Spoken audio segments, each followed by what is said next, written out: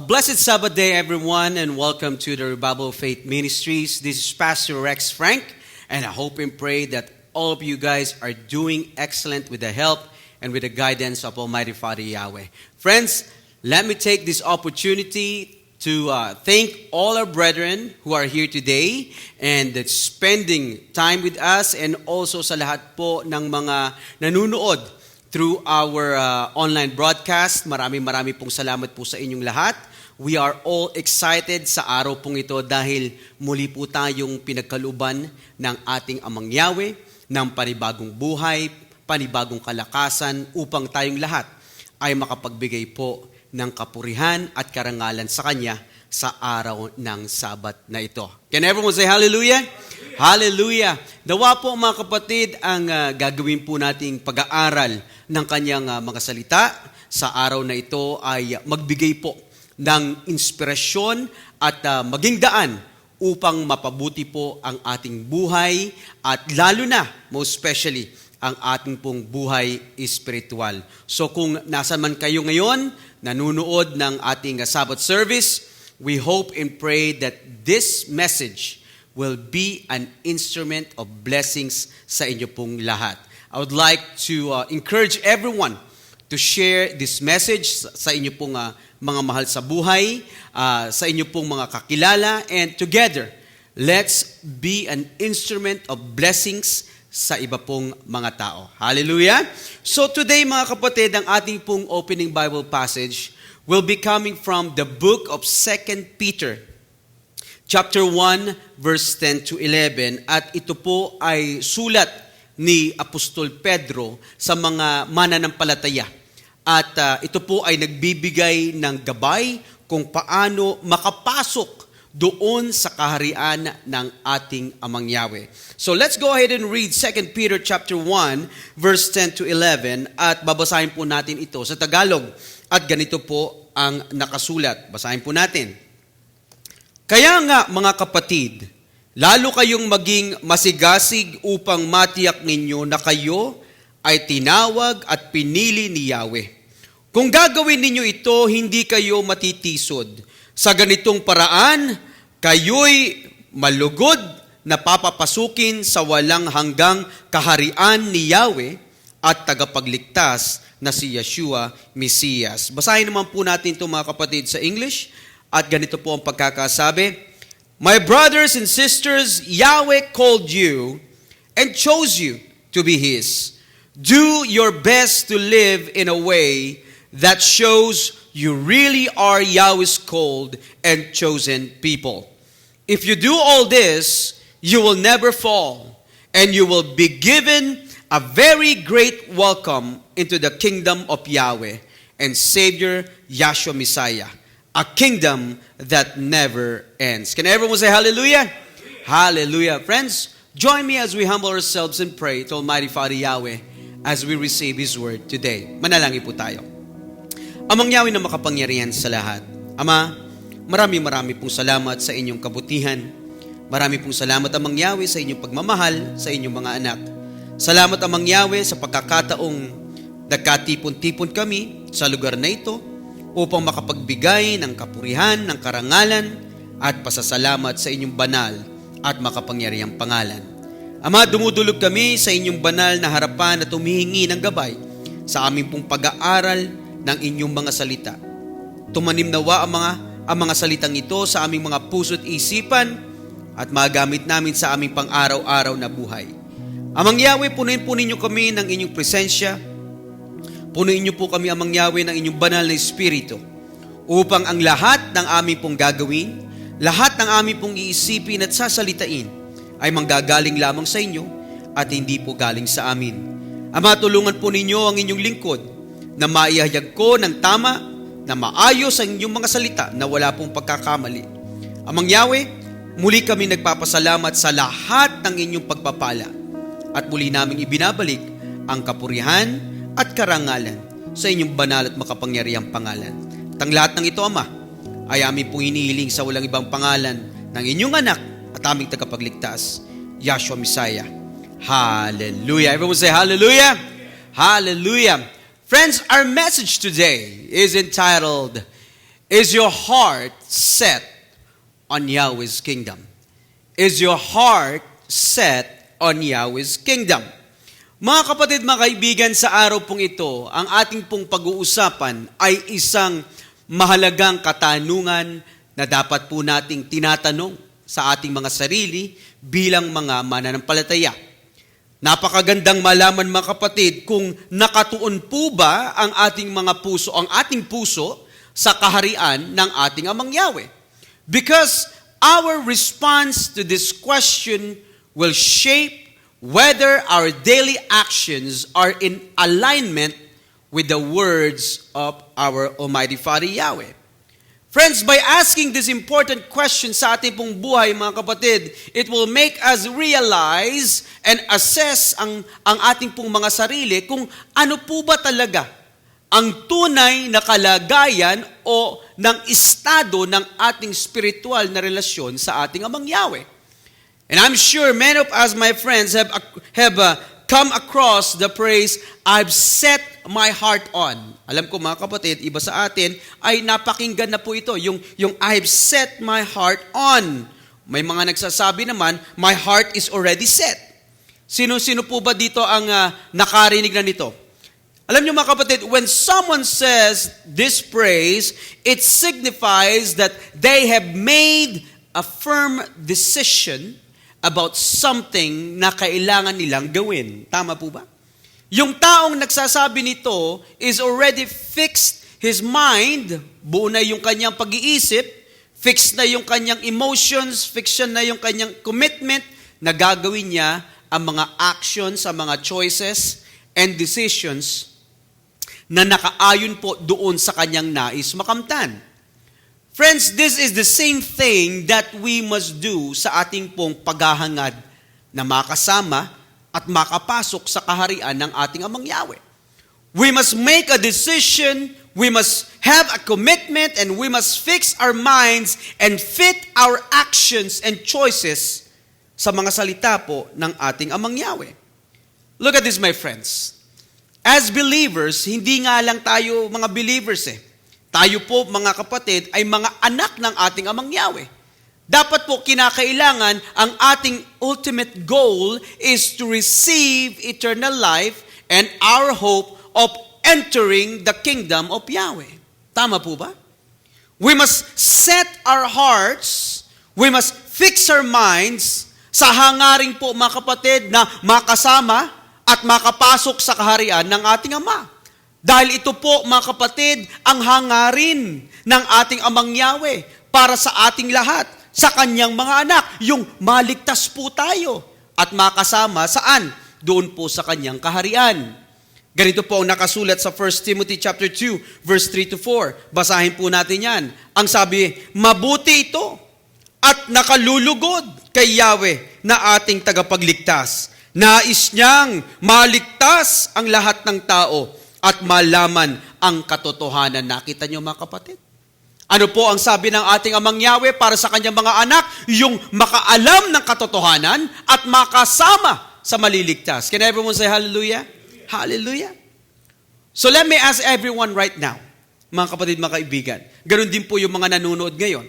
Sino-sino po dito ang nais na makatanggap ng kaligtasan at makasama doon sa kaharian ng ating Amang Yahweh? Sino-sino po? Well, I hope and pray, mga kapatid, na ang bawat isa po sa atin ay ganito ang final objective natin sa ating buong buhay.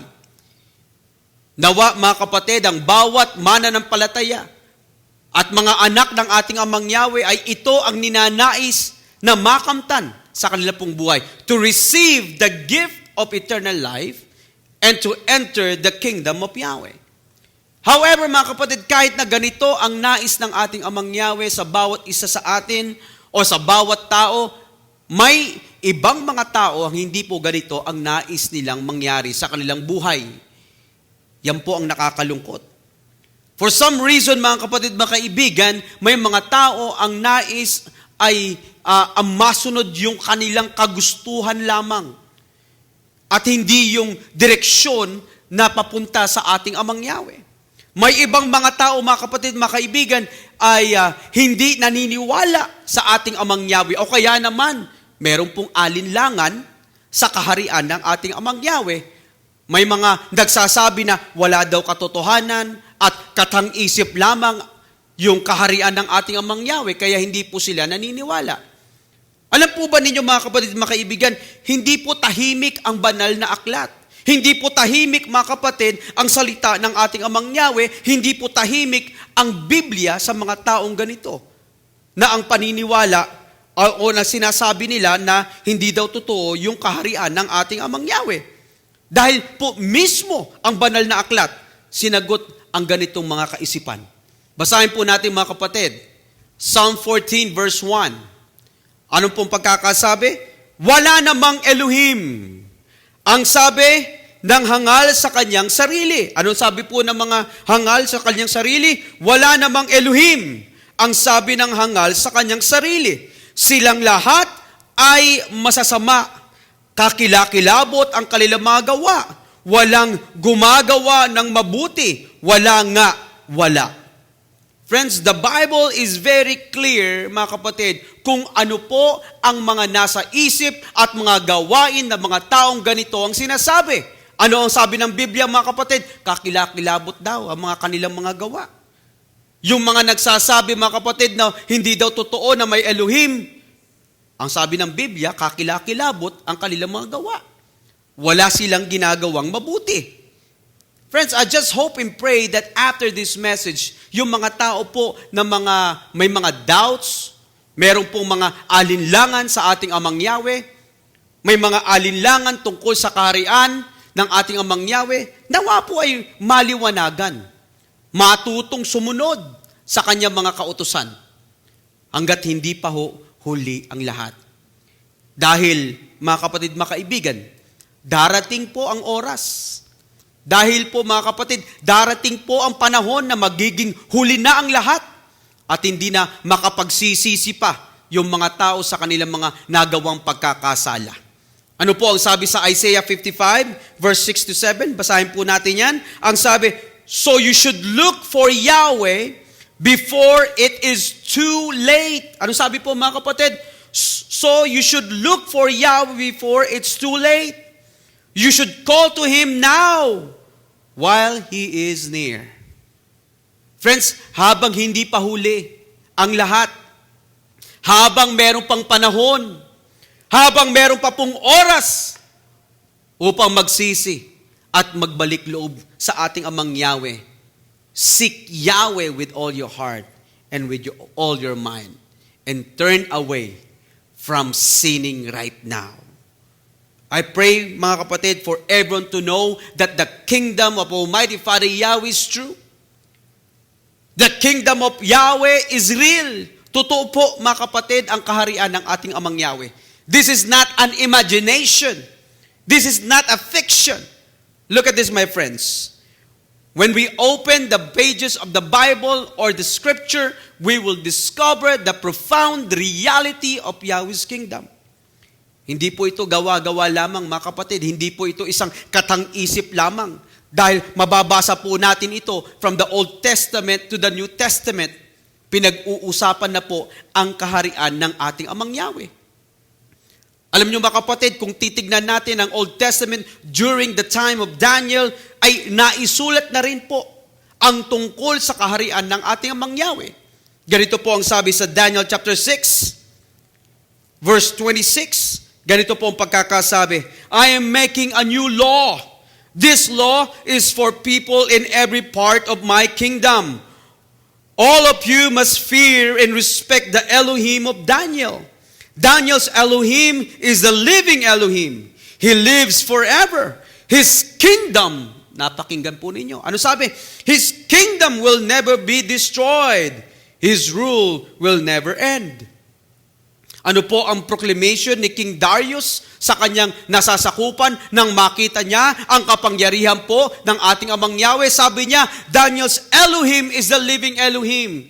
He lives forever. His kingdom will never be destroyed. His rule will never end. Hindi ba wawasak ang kanyang kaharian? So as we can see, my friends, the concept of Yahweh's kingdom ay pinag-uusapan na po simula pa noong Old Testament, noong una pa lamang. Tama po ba? In the Old Testament, the concept of Yahweh's kingdom and His rule is conveyed through various phrases and terms. It often refers to Yahweh's supremacy, dominion, and reign. At nang dumating po ang ating Messiah Yeshua, at itinuro po ang mga mabubuting salita sa mga tao, Yahshua preached the kingdom of Yahweh. Numerous instances. He used various parables. Gumamit siya sa mga teachings niya, conversations, to convey the principles and nature of the kingdom of Yahweh. Look at this, my friends. The central theme of the New Testament is about the coming kingdom of His Father. Ganito po ang nakasulat, mga kapatid, sa Matthew chapter 9, verse 35. Basahin po natin yan. Matthew 9, verse 35. Ang sabi, Yahshua traveled through all the towns and villages. He taught in their synagogues and told people the good news about Yahweh's kingdom. He healed all kinds of diseases and sicknesses. Ano po ang ginawa ng ating Messiah Yeshua sa kanyang ministry? He healed the people. He preached the good news. And He preached what? About the kingdom of Yahweh. Ang tanong, mga kapatid, mga kaibigan, ay bakit po ganito kapassionate ang ating Messiah Yeshua sa pagpapahayag tungkol sa kaharian ng ating Amang Yahweh? Bakit po ang main focus ng kanyang pagpapahayag ay tungkol sa kaharian ng ating Amang Yahweh? Dahil po, mga kapatid, ganito ang kanyang babala sa mga taong nakikinig sa kanya. Basahin po natin, mga kapatid, Mark chapter 1, verse 15. At ganito po ang sabi, sinabi niya, dumating na ang takdang panahon at malapit na ang paghahari ni Yahweh. Ano pong sabi? Ang sabi niya ay, malapit na ang paghahari ni Yahweh. Kaya magsisi na kayo at sumampalataya sa magandang balitang ito. That's why. Ganun na lang, ang kanyang eagerness to preach the good news and the kingdom of Yahweh. Dahil, anong sabi? Nalalapit na daw. Nalalapit na ang panahong maghahari ang ating Ama. Can everyone say hallelujah? We don't know the exact time. We don't know the exact moment ng pagdating ng kaharian ng ating Amang Yahweh. However, ano po ang sabi ng ating Messiah Yeshua? Messiah, nalalapit na. Yan po ang sabi ng ating Messiah. It is coming soon. That's why, my friends, kung nalalapit na po ang pagdating ng kaharian ng ating Amang Yahweh, ano po ang ginagawa natin? Ano po, mga kapatid, ang ginagawa natin araw-araw para paghandaan ito? Mayroon po ba tayong ginagawa sa ating mga buhay upang isaayos ang ating mga sarili? Ayusin ang ating buhay espiritual sa nalalapit na paghahari ng ating Amang Yahweh? Mayroon po ba tayong ginagawa? Ano po ang sabi sa 1 Thessalonians chapter 5, verse 2? Ang sabi, sapagkat alam na ninyo na ang pagdating ng araw ni Yahweh ay tulad ng pagdating ng magnanakaw sa gabi. Hindi po natin nalalaman kung anong oras. Hindi po natin nalalaman, mga kapatid, mga kaibigan, kung anong panahon, anong araw ito. Kaya kinakailangan, dapat nating suriin ang ating mga sarili kung may ginagawa po ba tayo upang paghandaan ang pagdating ng kanyang kaharian.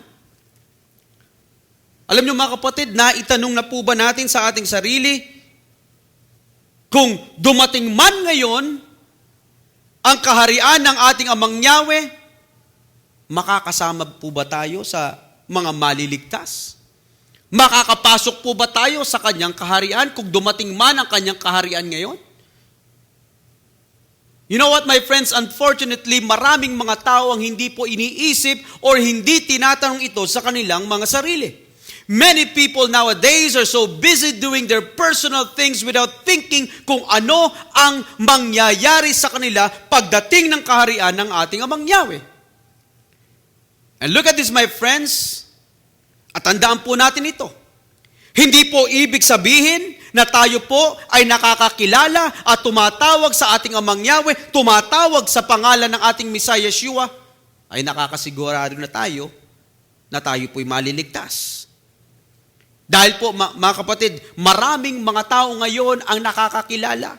Maraming mga tao ngayon, mga kapatid, mga kaibigan, nakakaalam ng katotohanan. Maraming mga tao ngayon, mga kapatid, tumatawag pa sa pangalan ng ating Amang Yahweh, tumatawag pa sa pangalan ng ating Messiah Yeshua. Pero hindi naman po makakasama sa kaharian ng ating Amang Yahweh. Iyan po ang katotohanan. Bakit hindi po sila makakatanggap ng buhay na walang hanggan? Bakit hindi po sila makakapasok sa kaharian ng ating Amang Yahweh? Ganito po ang sabi mismo ng ating Messiah Yeshua. Basahin po natin sa Matthew chapter 7 verse 21. Ganito po ang sinabi niya. Hindi lahat ng tumatawag sa akin, Maestro, Maestro, ay papasok sa kaharian ng langit, kundi ang mga taong sumusunod sa kalooban ng aking Ama na nasa langit. Kaya mga kapatid, mga kaibigan, hindi po ibig sabihin na ikay nabautismuhan na, hindi ibig sabihin na tayo'y nabautismuhan na, nakakilala at tumatawag sa pangalan ng ating Amang Yahweh at sa pangalan ng ating Messiah Yeshua ay sigurado na tayong maliligtas. Hindi ibig sabihin nito ay makakapasok na agad tayo sa kaharian ng ating Ama.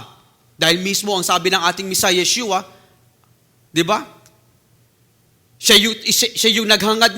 po ang naghayag nito na hindi ibig sabihin na nakakaalam tayo ng katotohanan ay makakapasok na tayo sa kaharian ng ating Ama. Sino lamang, mga kapatid? Sino lamang daw ang makakapasok sa kaharian ng ating Amang Yahweh?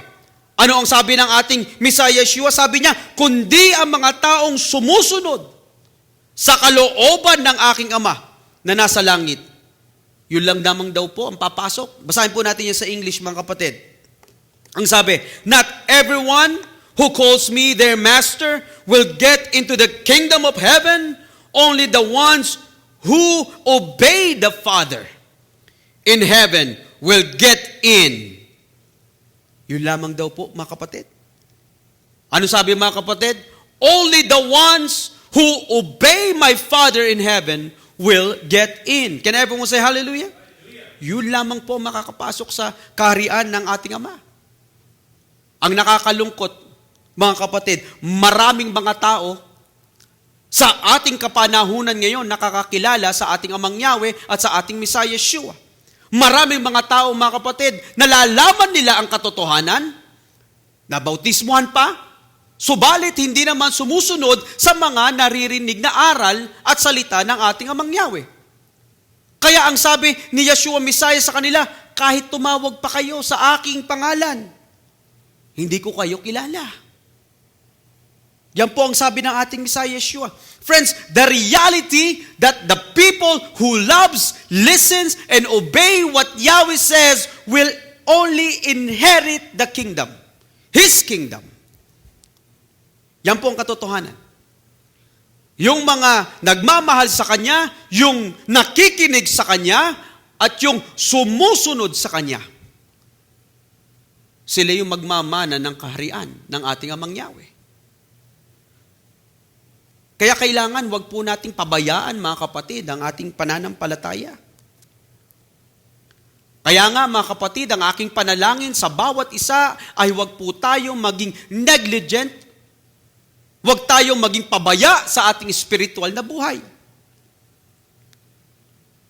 Mahalaga, mga kapatid, that we continue to support and feed our spiritual lives araw-araw para hindi po tayo mahatak ng kaaway at ng mundong ito, papalayo sa ating Amang Yahweh. Kaya po lagi po nating sinasabi, we must feed our spiritual lives with spiritual wisdom na galing po sa salita ng ating Amang Yahweh. At gawin po natin ito, mga kapatid, araw-araw. I-commit natin ang ating sarili sa pagbasa ng kanyang mga salita. Maging matyaga po tayo sa pagdalo ng mga pagsamba. At lalong-lalo na, mga kapatid, isabuhay natin yung mga salita ng ating Amang Yahweh araw-araw. Alam niyo mga kapatid, kung hindi po natin bibigyan ng importansya at hindi po natin inaalagaan ang ating buhay spiritual, hindi po natin makakamtan ng buhay na walang hanggan.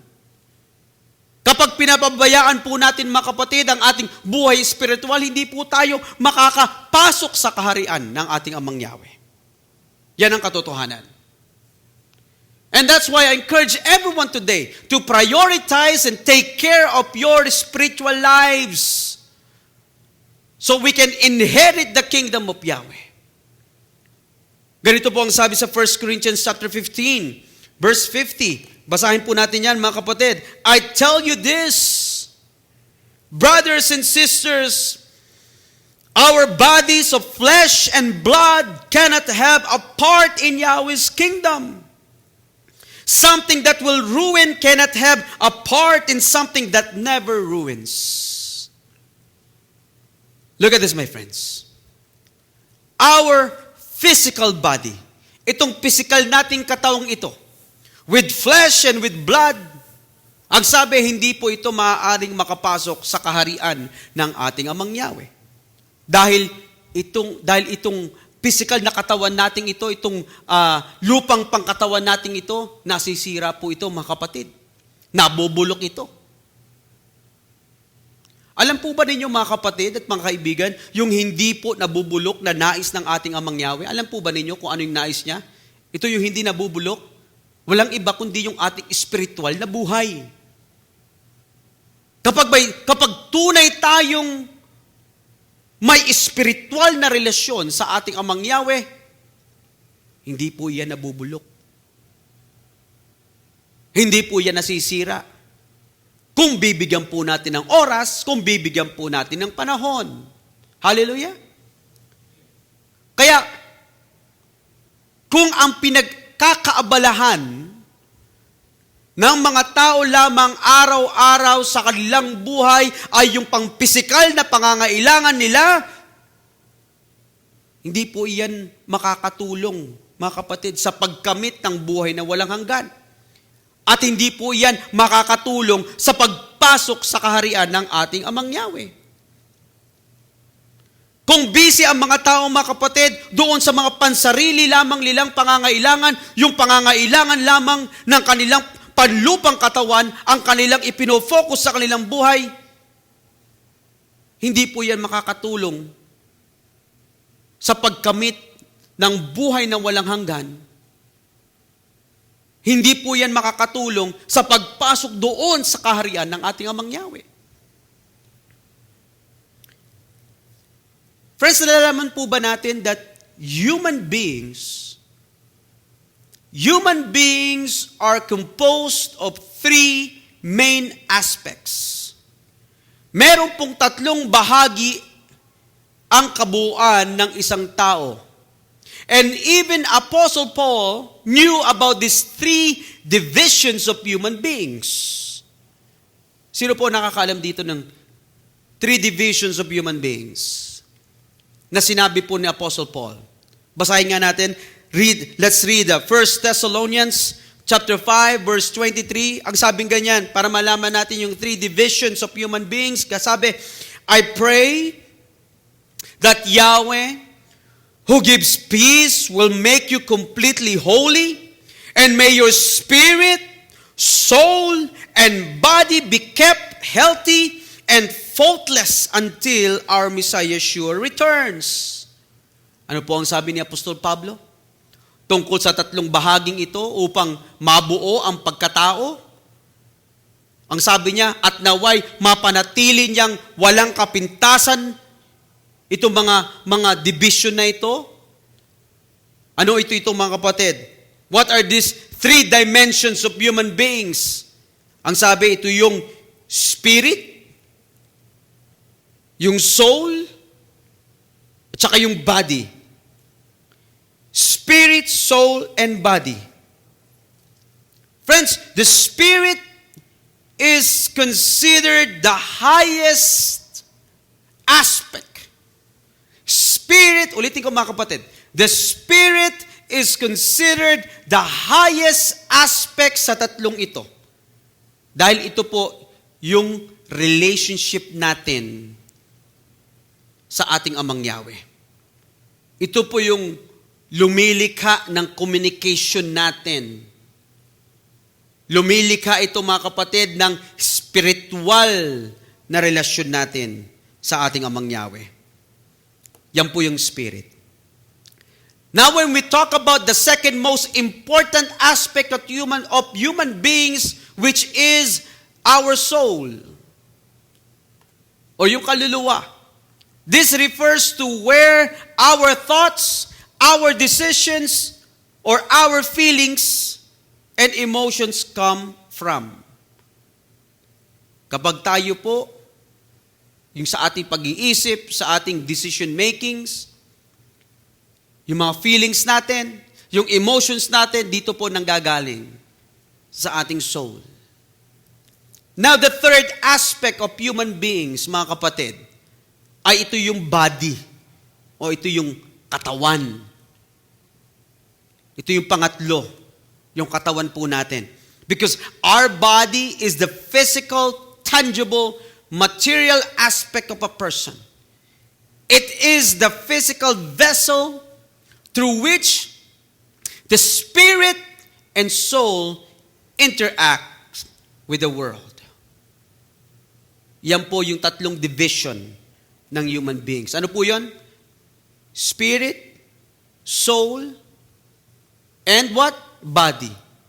Spirit, soul, and body. Ano po ang pinaka-importante sa tatlong ito? Yung spiritual na aspeto. Sumunod, yung kaluluwa o yung soul. Pangatlo lamang po, yung katawan o yung body natin. Now, let me ask everyone right now. Tanungin natin tatanungin kong bawat isa sa atin. Sa ating kapanahunan ngayon, mga kapatid, ano ang mas nagiging importante sa mga tao? Sa maraming mga tao, ano po ang nagiging mas importante sa kanila? Yung spirit ba? Yung soul ba? O yung body? Ano mas importante na binibigyan ng tuon ng mga tao, mga kapatid? Yung spirit ba? Yung soul o yung body?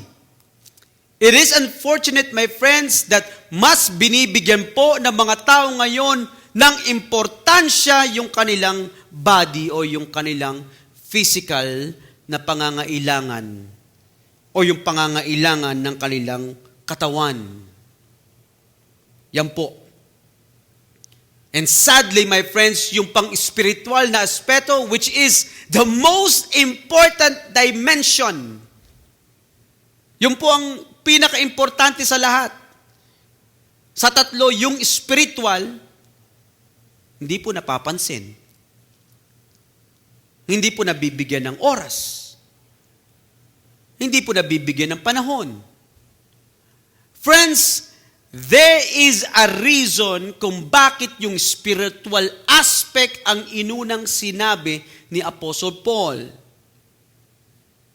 Hindi ang soul, hindi po ang body, kundi ang una niyang sinabi, mga kapatid, ay yung spirit. Merong pong kadahilanan ito. Apostle Paul first mentioned the Spirit to emphasize the importance of our connection, kanino? Sa ating Amang Yahweh. Because He wanted us to prioritize yung ating spiritual na relasyon sa ating Ama. Tama po ba? Kaya yun ang kanyang sinabi. Kaya yun ang kanyang inuna. And as human beings, dapat ito yung maging strong core natin, yung spiritual na buhay natin. Ito yung dapat nating pinapalakas sa ating buhay araw-araw, yung ating buhay spiritual. I know that soul and body is important. However, dapat ang pinapalakas natin araw-araw ay yung ating buhay spiritual because it will influence the rest of our beings. Tama po ba? Kaya nga ano pong sinabi ng ating Messiah Yeshua doon sa Matthew chapter 4, verse 4? Ang sabi niya, pero sumagot si Yeshua, sinasabi sa kasulatan, hindi lang sa pagkain nabubuhay ang tao, kundi, saan daw? Sa bawat salita ni Yahweh. Everyone say hallelujah. Hallelujah. Friends, this passage emphasizes the truth that life is not sustained by physical nourishment alone, but also by the spiritual sustenance that comes from Yahweh's words and His commands. Yan ang katotohanan. So let me ask everyone right now, how many times tayong kumakain para sa ating pang-pisikal na pangangatawan? Ilang pong beses tayo kumakain araw-araw para po sa ating pang-pisikal na pangangatawan? Ilang beses po tayong kumakain? 3 beses? Tama po ba? Kung minsan 4 pa, kung minsan 5 pa. Di ba? Now let me ask everyone right now, how often do you prioritize nourishing the spiritual aspect of your life each day? Natanong na po ba ninyo yan? Ilang beses po ninyong pinapakain ang inyong buhay spiritual araw-araw? Meron po ba kayong binibigay na oras? Meron po ba kayong binibigay na panahon to feed your spiritual aspect ng inyong pong buhay? Friends, if the spiritual aspect is the most important part of our beings, and this part, yung spiritual, mga kapatid, will allow us or lead us to receive the eternal life and inherit the kingdom of Almighty Father Yahweh, dapat naglalaan tayo ng ating oras, ng ating panahon para po maging healthy ang ating spiritual na buhay. Tama po ba? So sa paanong paraan, mga kapatid? Sa paanong paraan natin maaalagaan ang ating buhay spiritual? Ang sabi ng ating Messiah, Yeshua kanina, sa pamamagitan po ng salita ng ating Amang Yahweh. Dito po natin napapakain, mga kapatid, ang ating buhay spiritual sa pamamagitan po ng salita ng ating Amang Yahweh. Every time that we open our Bible, every time that we read Yahweh's words, mga kapatid, pinapakain natin ang ating buhay spiritual. Kaya tanungin natin ang ating mga sarili ngayon, are we feeding our spirit?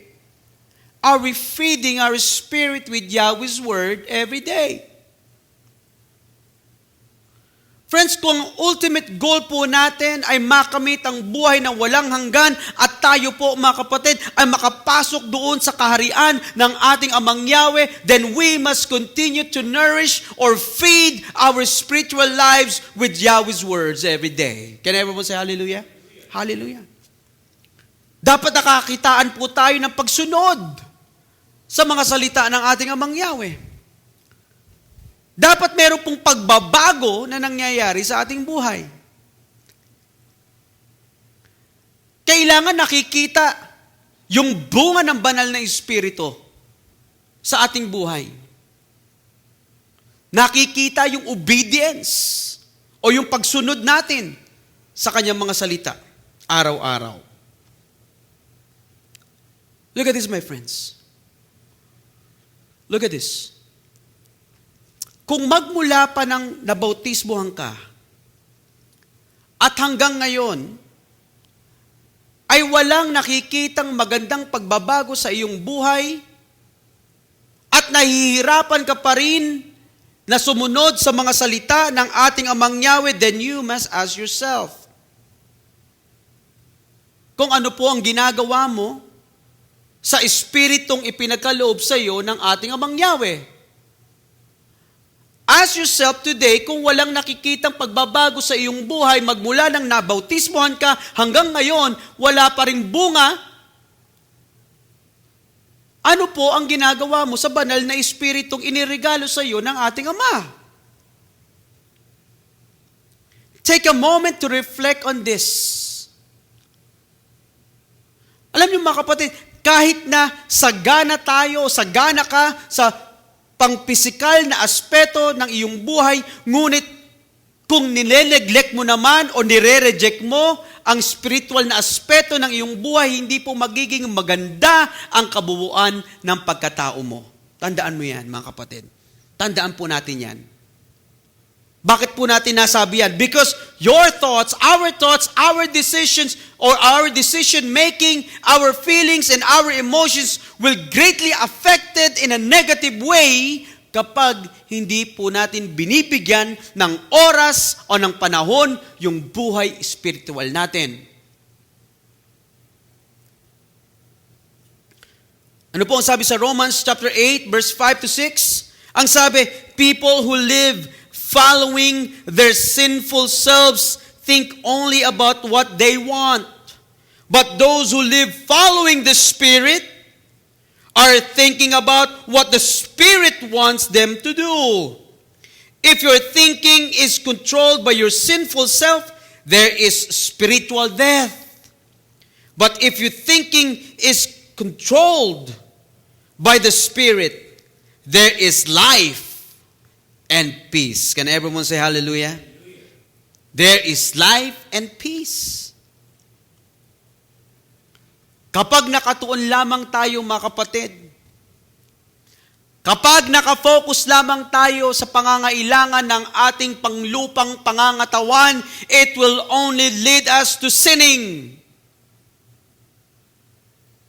However, mga kapatid, kung itutuon natin ang ating buhay sa pang-spiritual, then we will experience true life and peace sa ating pong buhay.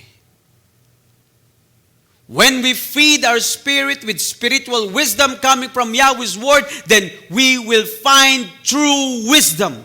We will find inner peace. And we will have spiritual connection sa ating Ama. At hindi po tayo mahihirapan na sumunod sa mga salita at kautusan ng ating Amang Yahweh. If we set our hearts to feed our spiritual lives, then hindi po tayo mahihirapan na i-align or i-ayon ang ating buhay sa mga kagustuhan ng ating Ama. Tama po ba? Friends, allow me to ask everyone right now, is the pursuit of eternal life important to you? Ulitin ko mga kapatid. Is the pursuit of eternal life important to you? Mahalaga po ba ito sa inyo? How about entering into Yahweh's kingdom? Meron po ba itong significance sa inyong puso? Meron po ba itong importansya sa inyong buhay? Yung makamit o yung makapasok tayo sa kaharian ng ating Amang Yahweh?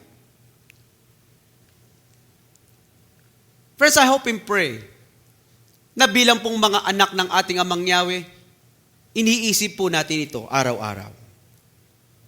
As Yahweh's children, we must strive our best na iayon po natin ang ating buhay sa mga kagustuhan ng ating Amang Yahweh. At hindi po yung kagustuhan lamang natin.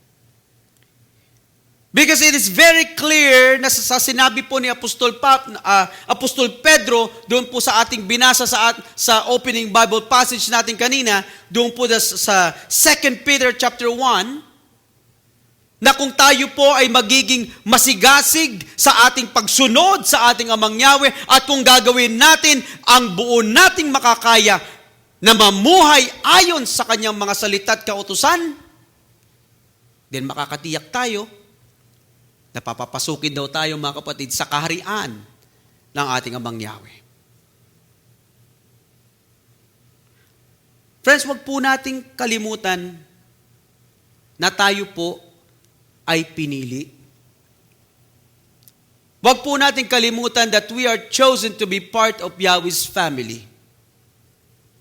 Kaya't bigyan po natin ng importansya ang privilege na ito na ipinagkaloob sa atin.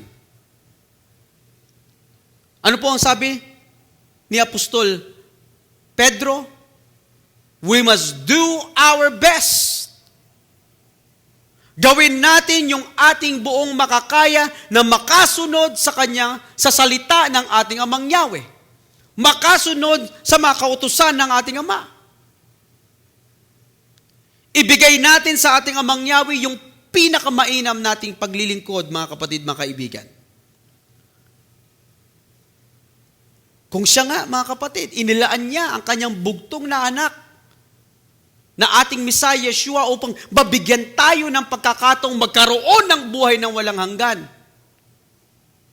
Kailangan. Ganon din tayo.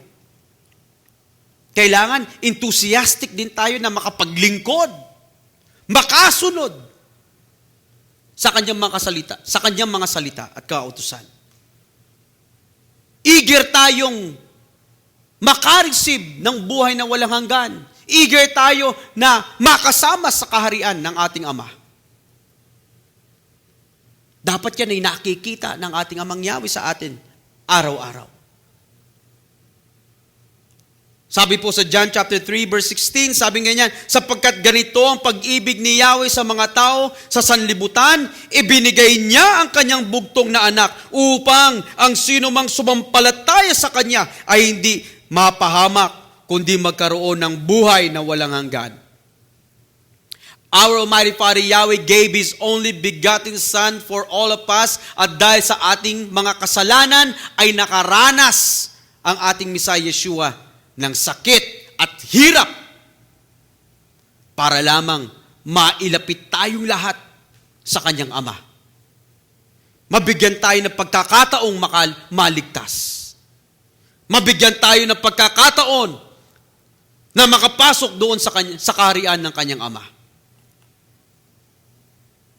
Just imagine yung sakit na dinanas ng ating Messiah Yeshua habang pinapalo yung kanyang ulo. Habang pinapalo yung kanyang katawan. Yeshua was beaten beyond recognition. Hindi lamang yan ang kanyang sinapit, mga kapatid. Tinusok pa yung kanyang tagiliran. Ibinayubay pa sa tulos para malinis lamang tayo sa ating mga kasalanan. Yeshua sacrificed His life for all of us. Nakikita po ba natin kung gaano tayo kahalaga at kamahal ng ating Amang Yahweh na kahit ang kanyang sariling anak, ipinagkaloob niya upang makasama tayo sa mga taong makakapasok sa kanyang kaharian. Kung hindi natin nakikita ito, mga kapatid, at hindi natin na-appreciate yung ginawa ng ating Amang Yahweh through His Son, our Messiah Yeshua, at patuloy pa rin tayong gagawa ng mga bagay na hindi ayon sa kanyang mga salita, then we are not recognizing and then we are not accepting yung ginawa ng ating Messiah Yeshua para sa ating buhay. Kailangan i-recognize natin, mga kapatid, i-accept natin sa ating buhay yung ginawa ng ating Amang Yahweh sa pamamagitan ng kanyang anak, ng ating Messiah Yeshua. Ano po ang sabi sa John chapter 14, verse 6? Sabi ganyan, sumagot si Yeshua, ako ang daan, ang katotohanan, at ang buhay. Walang makakarating sa Ama kung hindi sa pamamagitan ko. Anong sabi? Ang sabi, walang makakarating sa Ama kung hindi sa pamamagitan ko. Friends, the only way to receive eternal life and to enter the kingdom of Yahweh is through Yeshua Messiah. And Yeshua said, if you love me, then you must obey my commands. Kaninong commands? Kaninong salita? Nang galing yung sinabi ng ating Messiah Yeshua, walang iba kundi galing sa ating Amang Yahweh. Can everyone say hallelujah? So as we conclude our message today, let's take this time, my friends, to reevaluate ourselves. Suriin po natin, mga kapatid, ng mabuti yung tunay na nasa puso natin? Nakaset ba sa ating puso yung kaharian ng ating Amang Yahweh? Yung makapasok ba sa kaharian ng ating Amang Yahweh ay ito po ba yung ating ultimate goal sa ating buhay? I-reevaluate natin mga kapatid, i-assess natin ang ating mga actions. Yung mga sinasabi natin, yung mga ginagawa natin. Ito ba'y ayon sa mga salita at kautusan ng ating Ama? Tanungin po natin ang ating mga sarili, mga kapatid, mga kaibigan. Kung naglalaan po ba tayo ng oras, naglalaan po ba tayo ng panahon to take care of the Holy Spirit that Yahweh has gifted us.